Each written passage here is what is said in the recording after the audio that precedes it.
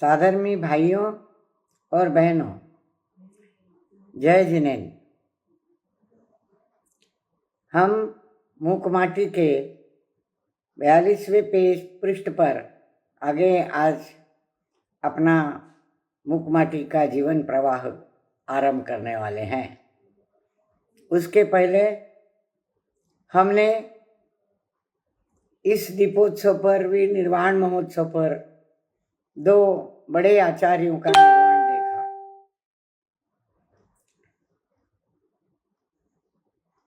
और वैसे दिवाली के ही दिनों में हमने उनको खोने का दुख भी सहा। उनकी समाधि अच्छी तरह से हो गई, इसकी कुछ खुशी भी है। मृत्यु महोत्सव भी है। उनके चरणों में शत शत वंदन। हम आगे चलते हैं। पृष्ठ क्रमांक 42 देखिए। गत रविवार को हमने देखा था कि माटी ने अपना श्वास का शमन किया, अपने भार को लघु किया और उपाश्रम की ओर एक रानी की तरह, रानी जैसे रजवास की ओर देखती है, रनवास की ओर देखती है, वैसी देखती निहारती सी वो कुछ लज्जा का अनुभव करती हुई उपाश्रम की ओर कुंभकार के परिसर की ओर निहारती है और उसे एक पूरा सुकृत का सर ऊपर उठा हुआ दिखता है। पहली बार उसने कुंभकार को पूरी तरह, पूरी आकृति उसका सिर देखा है। सुकृत का सिर, एक अच्छे कार्य का आरंभ, एक उत्थान का, विकास का आरंभ उसने देखा। अब हम आगे चलेंगे। देखिए पृष्ठ 42-42। यह उपाश्रम का परिसर है। यहाँ पर कसकर परिश्रम किया जाता है। वासर, यहाँ पर योगशाला है, प्रयोगशाला भी जोरदार है, जहाँ पर शिल्पी से मिलता है शिक्षण प्रशिक्षण, क्षण प्रतिक्षण, जिसका आगे पृष्ठ देखिए, जिसका भीतरी जीवन पर पड़ता है सीधा असर। ये थोड़ा सा उपाश्रम का परिसर का वर्णन यहाँ आया है कि यह उपाश्रम केवल एक झोपड़े का सामने का आंगन ही नहीं, तो यह एक योगशाला है। रात दिन यहाँ परिश्रम किया जाता है, कसकर, वह भी कोई कसर नहीं रखी जाती परिश्रम में, कसकर परिश्रम किया जाता है। निशिवासर, रात दिन। यहाँ पर योगशाला है, प्रयोगशाला भी जोरदार। दो शब्दों की ओर हमारा ध्यान जाता है, योगशाला, प्रयोगशाला। हम अपने अध्यात्म की भाषा में मनोवचन काया के योग को योग कहते हैं, जो एक बाहर से आने वाली प्रक्रिया है हमारे जीवन में, हमारी अनुभूति में बाहर से आती है। वह अंदरूनी अनुभूति नहीं है, बाहर से आने वाला अनुभव है। ऐसे योग की, मनोवचन काया के योग की यह शाला है। शाला हम किसको कहते हैं? पाठशाला, विद्यालय वगैरह। यह योगशाला है, यहाँ योग किया जाता है। मनोवचन काया के योग से यहाँ रात दिन परिश्रम किया जाता है। करते समय मन का भी योग मिलता है, तन का भी योग मिलता है, काया का, और शब्दों का भी योग मिलता है। यह एक प्रकार से प्रयोगशाला है। प्रयोगशाला शब्द भी एक विज्ञान का परिचय देने वाला शब्द है। हर एक विद्यालय में, महाविद्यालय में प्रयोगशाला होती है। बच्चे वहां प्रयोग करते हैं, साइंस के प्रयोग करते हैं, विज्ञान के प्रयोग करते हैं। यहाँ कौन से प्रयोग होते हैं? यहाँ माटी के जीवन को आकार देने के प्रयोग होते हैं। माटी से कुंभ बनाने के, तरह तरह की वस्तुएं बनाने के प्रयोग होते हैं। यह एक प्रयोगशाला है। प्रयोग एक वैज्ञानिक पद्धति है।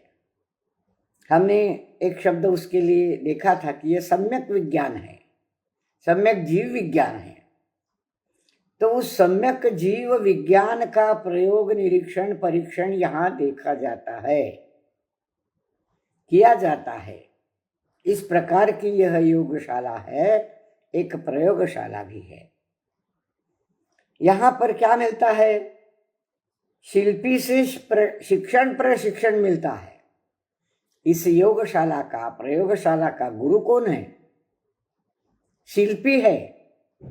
वह प्रशिक्षण देता है, शिक्षण देता है, रीत बताता है करने की, प्रयोग करने की रीत बताता है, पद्धति बताता है, करवाता है। स्वयं भी करता है, अन्यों से भी करवाता है। इस प्रकार वह शिक्षण देता है और प्रशिक्षण भी देता है। और कैसे देता है? क्षण प्रतिक्षण। अब यहाँ प्रत्येक क्षण को, क्षण क्षण को वह शिक्षण प्रशिक्षण देता है। देखिए, यहाँ क्षण शब्द हमने कितनी बार देखा? 4 बार देखा। शिक्षण में क्षण है, प्रशिक्षण में क्षण है, क्षण प्रतिक्षण में दोनों जगह क्षण है। हर समय, हर क्षण में शिक्षण प्रतिक्षण चलता रहता है। यहाँ देने वाला गुरु कौन है? कुंभकार यहाँ गुरु के रूप में उभरा है। ऐसा गुरु कि जो स्वयं भी कसकर परिश्रम करता है और उसका शिक्षण प्रशिक्षण भी देता है। ऐसी ये प्रयोगशाला। इस प्रयोगशाला में जो भी बनता है उसका भीतरी जीवन पर सीधा असर पड़ता है। किसके भीतरी जीवन पर? अर्थात यहाँ माटी का जीवन बन रहा है, माटी से कुंभ बनने की प्रक्रिया चल रही है। तो माटी के भीतरी जीवन पर भी इसका सीधा असर पड़ता है। क्या जीवन भी भीतरी बाहरी होता है? हाँ, होता है। भीतरी जीवन अलग है, बाहरी जीवन अलग है। जब बाहरी जीवन का कार्य, क्रिया, कर्म चलता रहता है तब भीतरी जीवन गौण हो जाता है। और जब भीतरी जीवन का चिंतन, विचार, एकाग्रता, ध्यान चलता है तब बाहरी जीवन की ओर दुर्लक्ष्य हो जाता है, बाहरी जीवन गौण हो जाता है। मुख्यता किसको दी जाती है? यह प्रश्न यहाँ महत्वपूर्ण है। इसका प्रभाव, इसका परिणाम भीतरी जीवन पर पड़ता है, सीधा असर। यह भीतरी जीवन हमारा आंतरिक जीवन है, अंतरतम जीवन है, हमारे निज ध्रुव शुद्धात्मा से जुड़ा हुआ जीवन है। अब आप कहेंगे माटी को लाना, गधे की पीठ पर लाद कर लाना, फिर उसको छानना, फिर उसको पानी डालना, फिर उसका लोंदा बनाना, फिर उससे चाक पर चढ़ाना, उससे कुंभ बनाना, आदि आदि ये क्रिया, इससे क्या भीतरी जीवन मिलने वाला है? पर कुछ क्रियाएं जीवन में ऐसी होती है कि उन क्रियाओं से भी हमें अपने आत्मशक्ति का परिचय मिलता है। हम क्रिया तो करते रहते हैं, हाथों से क्रिया चलती है, पर मन में चिंतन अपने स्वात्मा को उसमें से कुछ बोध ले लेते हैं, बोध मिल जाता है। इस प्रकार भीतरी जीवन पर भी उसका सीधा असर पड़ता है। अब यहाँ हम माटी का जीवन देख रहे हैं, तो माटी के जीवन में भी भीतर तक, अंतरतम तक उसका सीधा असर पड़ता है। इसलिए आगे कहते हैं आचार्य श्री, यहाँ पर जीवन का निर्वाह नहीं, निर्माण होता है। वाह, क्या बात है! जीवन का निर्माण नहीं, निर्वाह नहीं, निर्माण होता है। उल्टा बोल दिया मैंने। जीवन का निर्वाह नहीं, निर्माण होता है। दो शब्द देखिए, निर्वाह, निर्माण। निर्वाह होना अलग बात है। सभी हम लोग, मनुष्य जाति, तिर्यंश जाति, चाहे देव हो नारकी हो, जीवन का निर्वाह करते हैं, जीवन चलाते हैं, खाते हैं, पीते हैं। जन्म से मरण पर्यंत वे अपने जीवन का निर्वाह करते रहते हैं।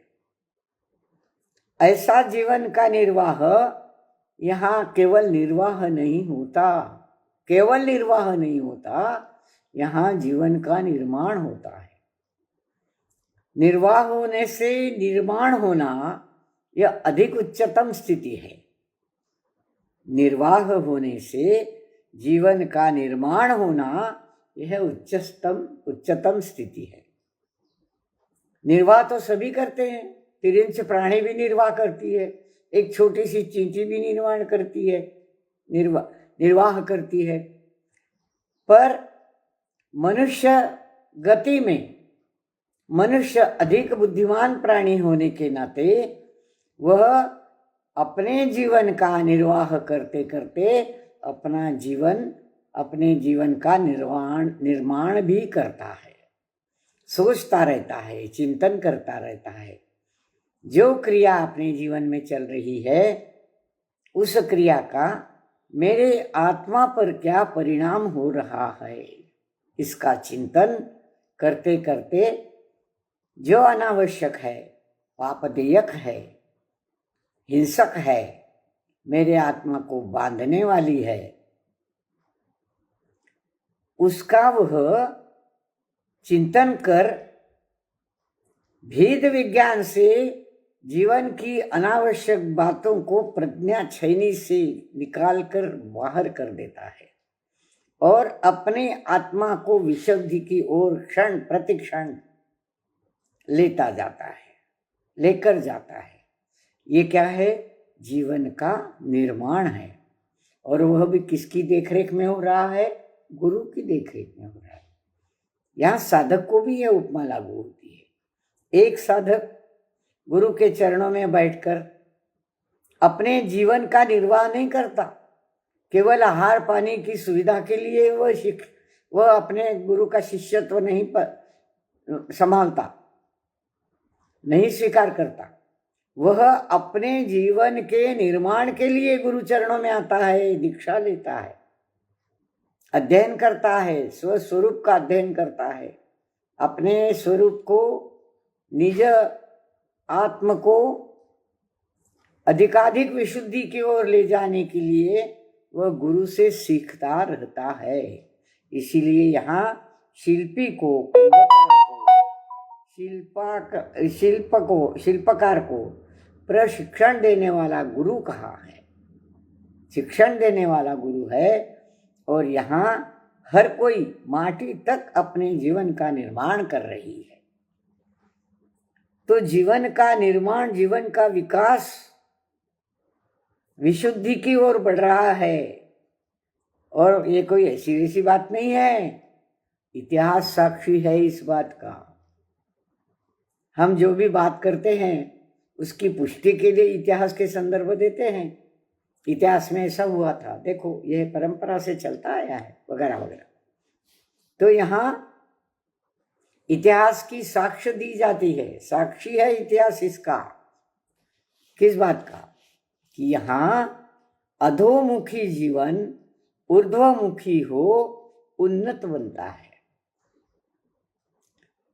हारा हुआ भी बेसहारा जीवन सहारा देने वाला बनता है। दर्शनार्थी वे आदर्श पा जाते हैं। यहाँ पर इतिहास संबंधिनी सदियों से उलझी समस्याएं सहज सुलझती जाती है। क्षण भर की इस संगति से और अयाचित होकर भी सरल सरस संस्कृति के संस्कारार्थी वे परामर्श पा जाते हैं। यहाँ पर असी और मशी को भी, कृषि और ऋषि को भी कुछ ऐसे सूत्र मिलते हैं, निस्वार्थी वे भी आर्ष पा जाते हैं। यहाँ पर इतिहास की किस घटना तक आचार्य श्री हमें पीछे ले जा रहे हैं, देखते हैं। यहाँ जो प्रयोगशाला है और जो कार्य चल रहा है शिक्षण प्रशिक्षण का, उससे किसके जीवन का निर्माण हो रहा है? माटी के जीवन का निर्माण हो रहा है। जैसे साधक अपने गुरु के चरण में रहकर, संघ में रहकर अपने जीवन का निर्माण करता है। इसका साक्षी कौन है? इतिहास है। जहां अधोमुखी जीवन ऊर्ध्वमुखी हो जाता है। अधोमुखी अवनत जीवन, गर्त में जाने वाला जीवन, जीवन भर जिसने खाया पिया, सुखाभास को सुख समझकर भोगा, वह अधोमुखी जीवन है। वह कभी अपने विकास के, अपने आत्मा के विकास की, उन्नति की बात तक नहीं सोचता।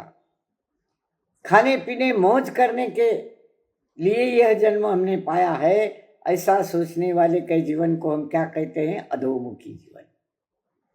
ऐसा अधोमुखी जीवन भी यहाँ अगर वो आ जाए इस चरण में, इस उपाश्रम की छाव में, इस गुरु की छाव में, तो उसका जीवन ऊर्ध्वमुखी हो जाता है, उन्नत, ऊपर की ओर जाता है। हारा हुआ भी बेसहारा जीवन यहाँ सहारा देने वाला बनता है। जिसका कोई सहारा नहीं था, ऐसे अनाथ भी यहाँ आकर सनाथ हो जाते हैं। जैसे माटी का जीवन हार गई थी, पददलित, रौंदी हुई, कुचली हुई, जीवन में निराशा भर गई थी। ऐसे ही बेसहारा जीवन वाली माटी भी यहाँ आकर, कुंभकार के चरणों में आकर उसका सहारा यहाँ निर्माण हो गया है, उसको सहारा मिल गया है। एक गुरु का सहारा साधक को जिस प्रकार मिल जाता है, वैसा किसी साधक का, बेसहारा साधक का जीवन भी यहाँ उन्नत, ऊर्ध्वमुखी, विकास की ओर जाने वाला बन जाता है। दर्शनार्थी वे आदर्श पा जाते हैं। यहाँ पर दर्शनार्थी दो शब्द, एक शब्द है पर अर्थ दो निकलते हैं। हम मंदिर में जाते हैं, भगवान का दर्शन करते हैं, उस समय हम किस भूमिका में होते हैं? दर्शनार्थी की भूमिका में होते हैं। हम गुरु के दर्शन के लिए जाते हैं, गुरु के दर्शन करते हैं, नमोस्तु कहते हैं, हम दर्शनार्थी होते हैं। एक व्यवहार की दृष्टि से दर्शन का एक अर्थ ये मिल गया। दूसरा अर्थ है दर्शन। दर्शन यानी आध्यात्मिक मत, जैन दर्शन, बौद्ध दर्शन, वैदिक दर्शन, ये दर्शन है। मतलब क्या है? विशेष प्रकार के श्रद्धान है, धर्म के प्रति श्रद्धान, एक मत, ईश्वर है कि नहीं, जीव कहाँ से आता है, मरने के बाद कहाँ जाता है, ऐसे कई अनसुलझे प्रश्न के उत्तर वहां मिल जाते हैं। तो यहाँ इस उपाश्रम में वह माटी एक दर्शनार्थी बनकर आई है।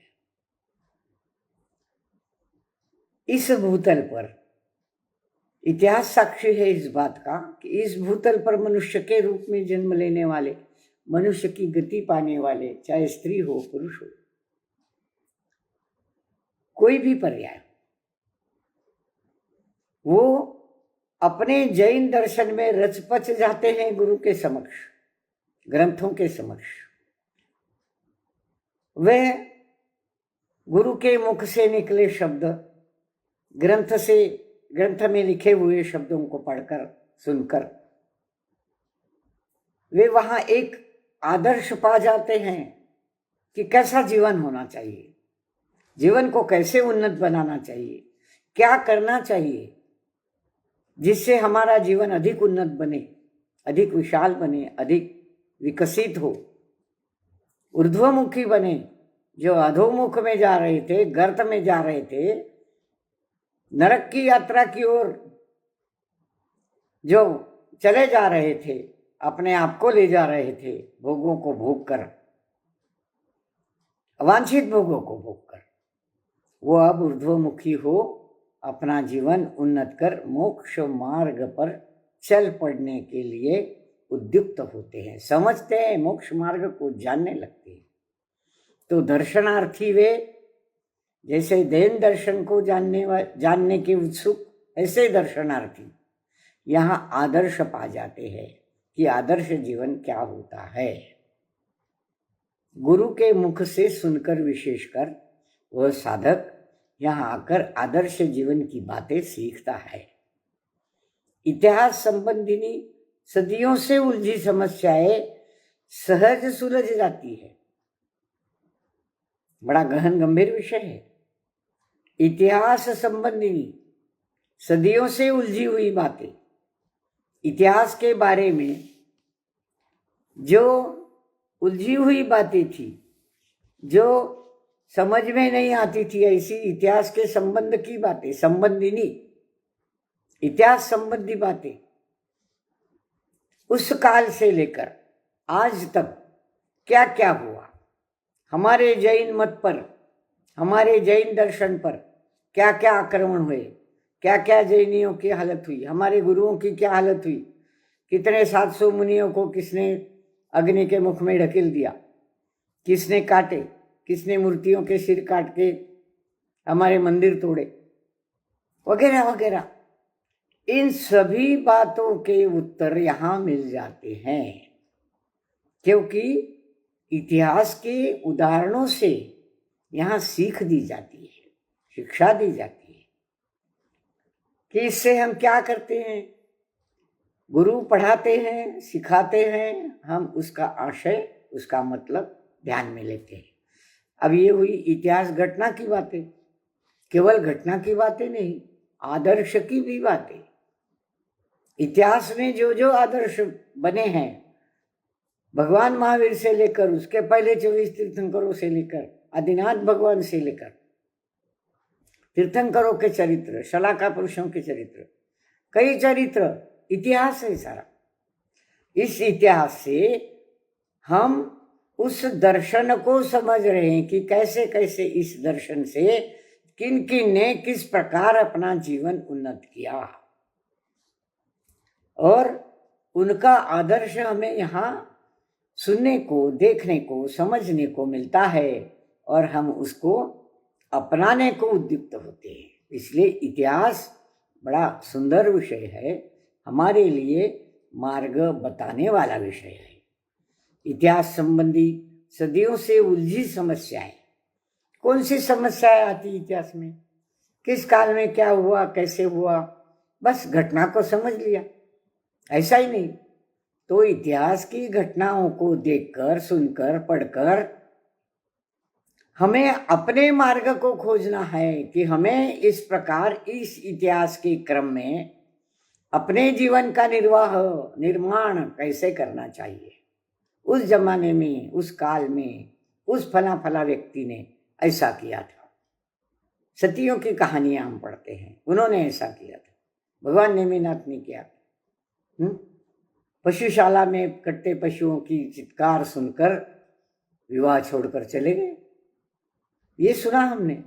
ऐसी कई घटनाएं, सीता की घटना, कई सतियों की घटनाएं, ये सुनकर, ये पढ़कर, ये देखकर हम भी उस जीवन की ओर अग्रसर हो जाते हैं। आदर्श पा जाते हैं कि ये है आदर्श जीवन। आज हम देखते हैं कि सैकड़ों कत्ल खाने खुल रहे हैं, मांस निर्यात हो रही है। हमारे गुरुदेव उसका विरोध भी करते हैं, बंद करने को भी प्रेरणा देते हैं। भगवान नेमिनाथ ने क्या किया, ये जब हम सुनेंगे पढ़ेंगे तो हम इसका विरोध करेंगे कि देखो हमारे जैन मत में ऐसा है, ये उसके हम पाइक है, वंशज है, और हमारा यह कर्तव्य बनता है कि इस प्रकार किसी भी जीव को मृत्यु के मुख में धकेलने का, अकाली उसको मरण देने का हमें कोई अधिकार नहीं। हो सकता है ये चींटी भी मेरे पहले मोक्ष में ले जाए, जिसका उसका अपना मार्ग है। तो इस प्रकार हम सोचने को बाध्य हो जाते हैं, आदर्श पा जाते हैं। यहाँ पर इतिहास संबंधी स्थिति से उलझी समस्याएं यहाँ सहज सुलझ जाती है। अब इसको अध्यात्म से जोड़िए। मैं कौन हूं, कहां से आया हूं, पहले कौन था, किस जन्म से मैं किस भव में किस जन्म में था, किस गति में था, मैंने वहां क्या किया। महावीर भगवान के पहले उस जन्म में, पहले उस भव में भगवान महावीर ने क्या किया। वो एक छोटा सा मेंढक था, उसकी क्या स्थिति हुई, वो हाथी के पांव के नीचे आ गया, क्या हुआ उसका। इस प्रकार की कथाएं पढ़कर, इतिहास संबंधी कथाएं जो सदियों से उलझी हुई थी, इस जीव की कथाएं, इस जीव के उन्नत बनने की कथाएं सुनकर हम अपने शंकाओं के उत्तर यहाँ सहज पा जाते हैं। जीव संबंधी इतिहास की घटनाओं से हम बोध लेते हैं और उसी प्रकार हमारे मार्ग आगे निकलते हैं। क्षण भर इस संगति से और अयाचित होकर भी सरस संस्कृति के संस्कारार्थी वे परामर्श पा जाते हैं यहाँ पर। और यहाँ क्या होता है, इसका परिणाम ये होता है, हम अयाचित होकर भी, अयाचित, याचित, अयाचित, याचना मूल शब्द है इसमें, याचना करना, मांगना। याचित हो अयाचित होकर भी हम मांगने वाले नहीं हैं, हम भिखारी नहीं है किसी के आगे हाथ फैलाए कि ये दे दो वो दे। हाँ, हम अयाचित होकर भी, बड़ा सुंदर शब्द है और गहन अर्थ लेकर निकला है। हम अयाचित है, भगवान के सामने हम खड़े होकर हाथ जोड़कर भगवान को नमन करते हैं, हे प्रभु मेरे जन्म मृत्यु का विनाश हो इसलिए मैं आपको ये जल चढ़ाता हूं, ऐसा कहते हैं। हम याचना करते हैं भगवान की। वास्तव में क्या भगवान हमारे जन्म मृत्यु का निवारण करते हैं? वो तो तभी आएगी जब हमारे आयु कर्म की अति सिद्धि हो जाएगी, पूर्णता आ जाएगी, आयु कर्म हमारा समाप्त होगा, अपने आप हमारा मरण हो जाएगा और हमारे कर्म फल में वही जन्म देंगे। हम मांगते क्यों हैं? भगवान के सामने खड़े होकर हम मांगते क्यों हैं? हम अयाचित होकर क्यों नहीं जाते? अयाचित होकर सरल सरस संस्कृति के संस्कारार्थी वे यहाँ क्या पा जाते हैं? परामर्श पा जाते हैं। परामर्श, हमारे गुरु, हमारे भगवान भी एक मार्गदर्शक तत्व के रूप में हमने सामने रखे हैं। आपने क्या किया वैसा ही मैं करूँगा। जिस मार्ग से आप गए उसी मार्ग से हम भी जाएंगे और आपने उसके प्रति जो अपना उन्नत जीवन पाया, अपने जीवन का कल्याण किया, आत्मकल्याण किया, उसी प्रकार हम भी आत्मकल्याण करेंगे। तो भगवान से हमारे कर्मों का नाश हो, हमारा जन्म मरण समाप्त कर दो भगवान। भगवान ये दे दो, सुख दे दो, संपत्ति दे दो, बंगला दे दो, गाड़ी दे दो, नौकर दे दो। मांगना गलत है, हम अयाचित है। हमारी जैन संस्कृति हमें ये सिखाती है कि प्रत्येक जीव अयाचित है। मांगने वाला नहीं है। तो कैसा है? स्वपुरुषार्थी है। अपना पुरुषार्थ वह स्वयं करता है, अयाचित होकर करता है, याचना नहीं करता।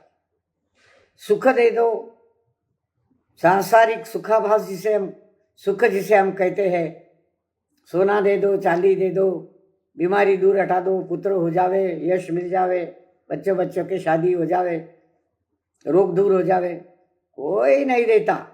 न भगवान देते हैं, न गुरु देते हैं। हम अयाचित है। अपने कर्मों के फल हम स्वयं भुगतते हैं, स्वयं जन्म मरण को प्राप्त होते हैं। अयाचित संस्कृति के हम पाइक है। अयाचित होकर भी सरल सरस संस्कृति के संस्कारार्थी है हम। यही संस्कार हमें इतिहास से मिले हैं, यही संस्कार हमें इतिहास से मिले हैं। बड़ा सुंदर है, ये 4 पंक्तियां बहुत सुंदर है। अयाचित होकर भी सरल सरस संस्कृति के संस्कारार्थी वे जो भी यहाँ आते हैं, गुरु चरणों में आते हैं, वो यहाँ परामर्श पा जाते हैं, मार्ग दिखा देते हैं। परामर्श, मार्ग बताने की, दिखा देना, परामर्श देना, मार्ग दिखाना। ये मार्ग दिखाने वाले हैं गुरु, मार्गदर्शक तत्व है। भगवान मार्गदर्शक तत्व है।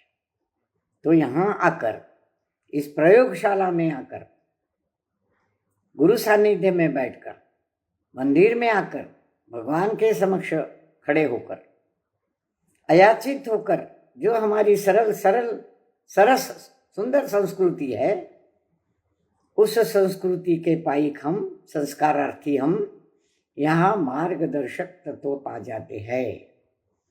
लेकिन जीवन तो हमारा उन्नत हमें स्वयं ही करना है, कोई देने वाला नहीं है। हम अयाचित संस्कृति के पाइक औषध है। कहाँ से इतिहास को ढूंढा है आचार्य ऋषि ने?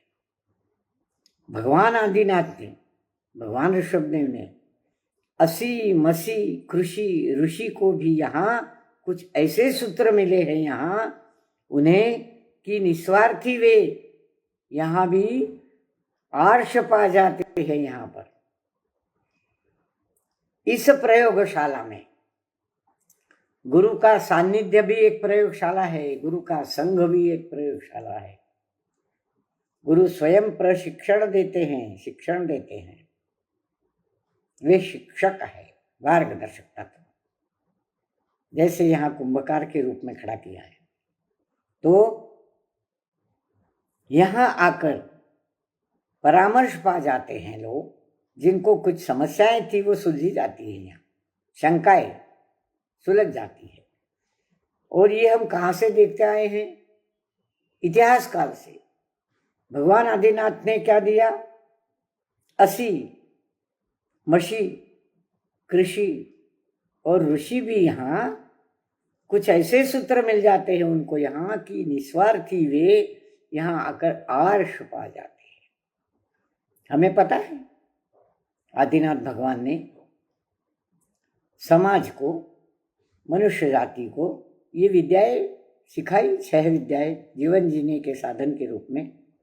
असी तलवार, युद्ध कला, मसी स्याही को कहते हैं मसी, लेखन कला, कृषि किसानी, खेती करने की कला, अनाज उपजाने की कला, और ऋषि अध्यात्म ज्ञान देने की कला, अध्यात्म ज्ञान की कला। वे ऋषि है, यति है, मुनि है। ये इनको ऐसे कुछ सूत्र मिल गए हैं उस काल से कि जो निस्वार्थी वे, कौन? देने वाले, वे शिक्षक, वे हमारे गुरु भगवान, हमारे तीर्थंकर निस्वार्थी हो, जो यहाँ आता है उसको आर्ष मिल जाता है। यहाँ आर्ष, आर्ष यानी क्या? ऋषियों से जो ज्ञान प्राप्त होता है, ऋषियों मुनियों से, यतियों से, वह आर्ष कहलाता है। आजकल आर्ष परंपरा शब्द को लेकर बड़े विवाद हो रहे हैं, हम उसमें नहीं जाना चाहते, पर आर्ष शब्द हम बारंबार सुनते हैं। आर्ष क्या होता है? आर्ष वह परंपरा है, हमारे जैन दर्शन की परंपरा है, जो इस प्रकार की सारी बातें देता है, कला, ऐसी कलाएं देता है, जीवन जीने की कलाएं देता है। एक गृहस्थ को अपने देश की रक्षा के लिए युद्ध कला का भी शिक्षण, अपने धर्म की रक्षा के लिए अध्यात्म की भी शिक्षा, लेखन कला, अध्यात्म कला का लेखन करने के लिए भी लेखन कला, और कृषि कला, खेती करने की कला, पेट भरने की कला है, अनाज उपजाने की कला है। ये सारी कलाएं उस भगवान के, आदिनाथ प्रथम तीर्थंकर भगवान के काल से चली आई है। इतिहास से ऐसे सूत्र यहाँ पा जाते हैं। ये सारी कलाएं जीवन को उन्नत बनाने के लिए है। ये ऋषियों ने दी है, मुनियों ने दी है, तीर्थंकरों ने दी है। इसलिए ये ऋषियों की दी कला को, ज्ञान को, इस कला का ज्ञान उन्होंने किया, दिया। करना था प्रत्येक को अपना अपना, तो इस ज्ञान को आर्ष कहा जाता है। यह आर्ष परंपरा है। पर आजकल आर्ष परंपरा को लेकर बहुत झगड़े हो रहे हैं, हम उस विवाद में नहीं जाना चाहते। चलते हैं अगले पेज पर, पृष्ठ 44। लो, अब उपाश्रम में उतारी गई माटी। अब कथा आरंभ होती है। यहाँ आध्यात्म की कुछ पंक्तियां तो उपाश्रय का वर्णन करते करते आचार्य श्री ने हमारे सम्मुख रख दी थी। अब पुनः कथा की ओर बढ़ते हैं। लो, अब उपाश्रम में उतारी गई माटी की तुरंत बारीक तार वाली चालनी लाई गई और माटी छानी जा रही है। स्वयं शिल्पी उस चालनी का चालक है। स्वयं शिल्पी कुंभकार उस चालनी का चालक है। कथा है, इसमें कोई विशेष बात नहीं बताई गई। बारीक तार वाली चालनी लाई, माटी छानी जा रही है, और छानने वाला कौन है? चालनी का चालक। चालनी का चालक, चालनी को चलाने वाला। हमारी महिलाएं आटा छानती है, चालनी में आटा डालती है, दोनों हाथ से चलनी को हिलाती है, वे चालक होती है, चलाने वाला चालक। वह अपनी दयावती आंखों से नीचे उतरी निरी माटी का दर्श करता है। भाव सहित हो, शुभ हाथों से खरी माटी का परस करता है। चाव सहित हो और तन से, मन से हर्ष करता है। घाव रहित हो, अनायास फिर वचन विलास होता है उसके मुख से। देखते हैं आगे। यह छनी हुई माटी कुम्हार, जो चलनी से नीचे उतरी हुई माटी है, उस नीरी माटी का दर्श करता है, उसको देखता है, हाथ लगाकर हाथ में देखता है। चक्की से आटा पीसने वाली महिलाएं पीसे गए आटे को हाथ में लगाकर देखती है कि कितना मोटा है, कितना पतला है। उस प्रकार कुंभकार भी छनी माटी को उसका दर्श कर देखता है, उसको हाथ में लेकर देखता है कि कितनी बारीक हुई है। नीरी माटी, कोरी माटी, उसमें दूसरा कुछ, कोई मिलावट नहीं है, कोई मिलावट नहीं है। ऐसी चिकनी मृदु माटी, उसका दर्श कर कर कैसे कैसे भाव से दर्श करता है वो? भाव सहित हो, अपने शुभ हाथों से खरी माटी का परस करता है। परस, स्पर्श। चाव सहित हो, तन से मन से हर्ष करता है, आनंद होता है, खुशी होती है उसको।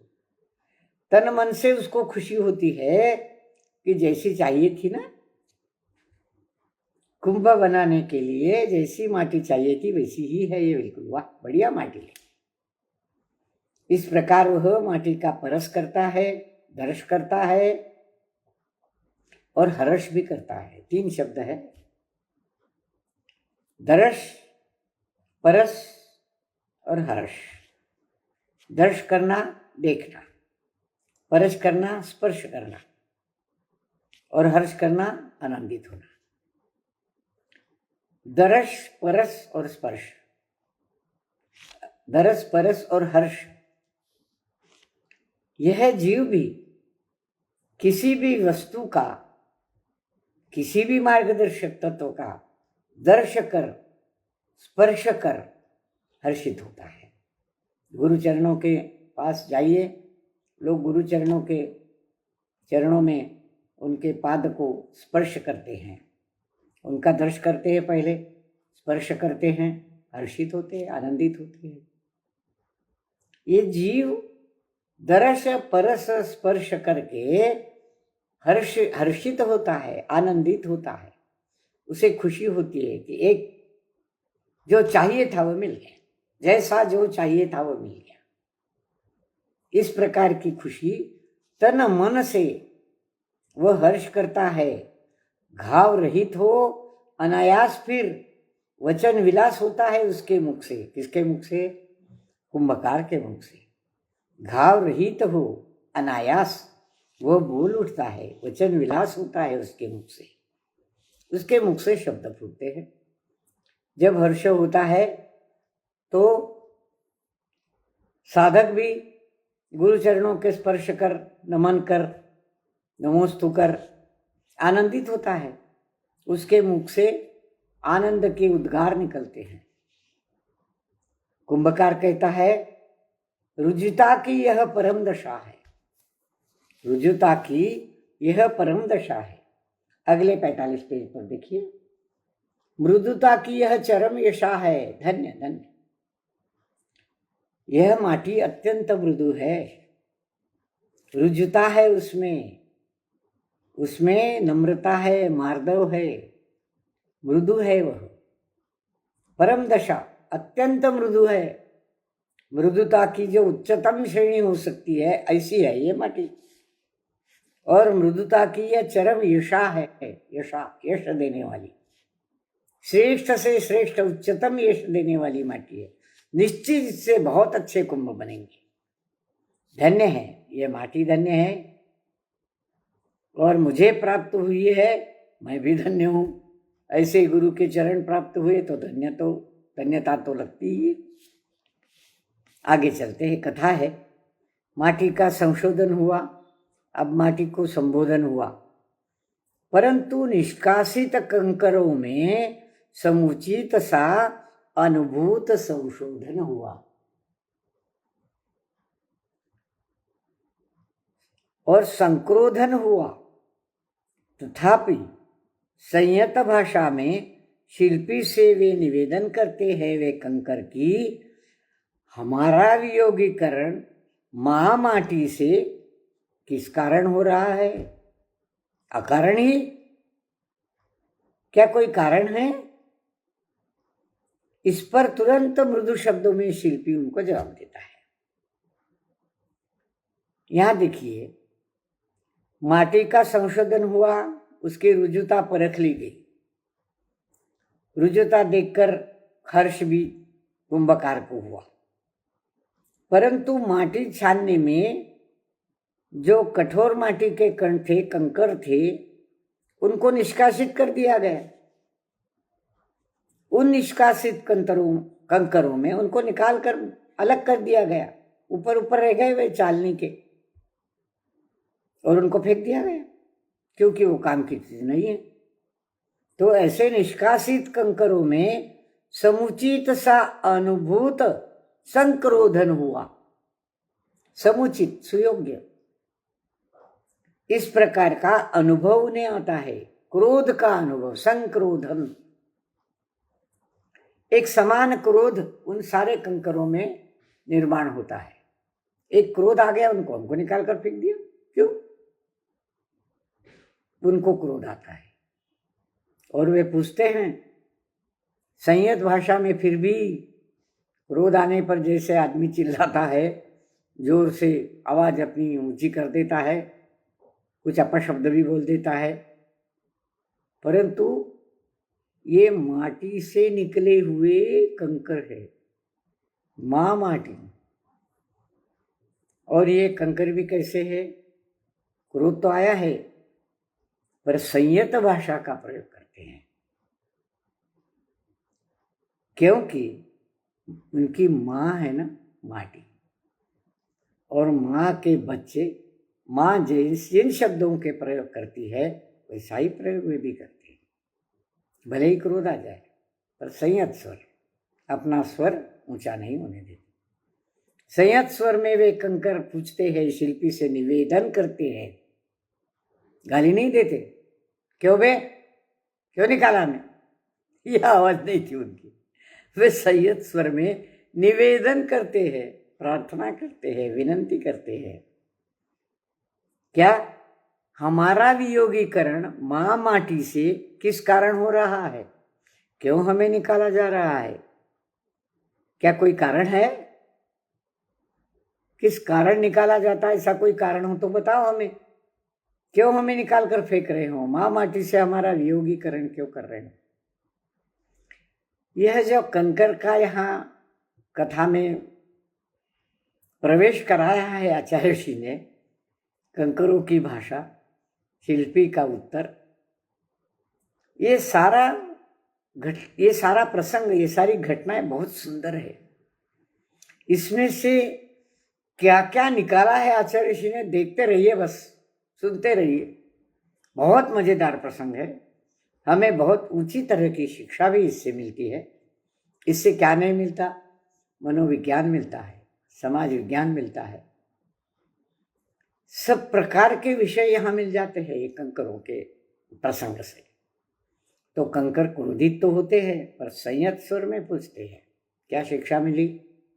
भले ही क्रोध आवे, परंतु हो सकता है कि हमें अलग करने का, वियोगीकरण का कोई ना कोई कारण होगा जरूर। उस कारण को पहले पूछते लेते हैं कि गालियां देना शुरू कर देते हैं। किस कारण से ये ऐसा हो रहा है? वियोगीकरण माँ माटी से क्यों हमें निकाला जा रहा है? पहले पूछकर समझ तो ले। इसलिए स्वर को संयत रखना चाहिए। अपशब्दों का प्रयोग क्रोध भी आए तो नहीं करना चाहिए। ये सीख किसने दी है हमें? आचार्य ऋषि ने दी है। किसके मुख से दी है? कंकरों के मुख से दी है, इस प्रसंग से दी है। इसलिए ये पूरा माटी का जीवन प्रवाह हमारे जीवन के साथ हम जोड़ते जाइए। हमें क्या करना है? हमारी प्रयोगशाला में उसको उतारिए। हम इस पर से क्या बदलेंगे? कितना भी क्रोध आए, अपने स्वरों का संयत स्वभाव छोड़ना नहीं चाहिए। और आगे थोड़ा सा ले लेते हैं। क्या कोई कारण है? इस पर तुरंत मृदु शब्दों में शिल्पी कहता है, देखिए, जितना संयत स्वर कंकरों का है उतना ही संयत स्वर, मृदु स्वर शिल्पकार का भी है। गुरु है ना, संयत स्वरों में ही समझाएगा, गाली को प्रतिगाली नहीं देगा,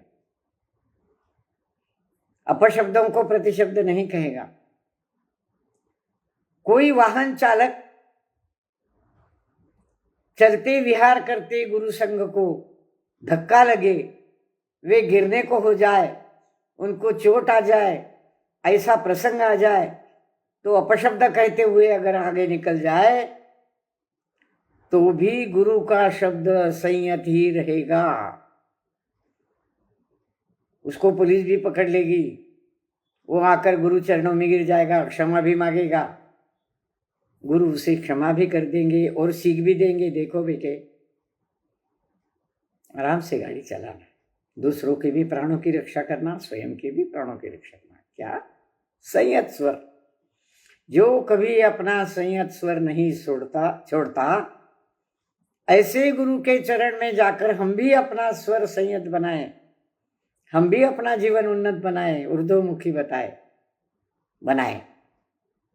और गुरु तो शिल्पी है, यहाँ कुंभकार है, तुम्हारा जीवन बनाने वाला है, निर्माण करने वाला है। तुम्हारे जीवन को आकार देने वाला है, तुम्हें सूखी माटी से गीली माटी बनाने वाला है, तुम्हारे भाव परिवर्तन करने वाला है। तो साधक को गुरु चरणों में आकर संयत स्वर में अपने क्रोध को दबाते हुए प्रश्न पूछना चाहिए, कारण पूछनी चाहिए, शंकाएं पूछनी चाहिए। और गुरु का तो स्वभाव ही है मृदुता। वो भी मृदु शब्दों में जवाब देता है। शब्दों में शिल्पी कहता है, मृदु माटी से लघु जाति से मेरा यह शिल्प निखरता है, और खर काठी से गुरु जाति से वह अविलंब बिखरता है।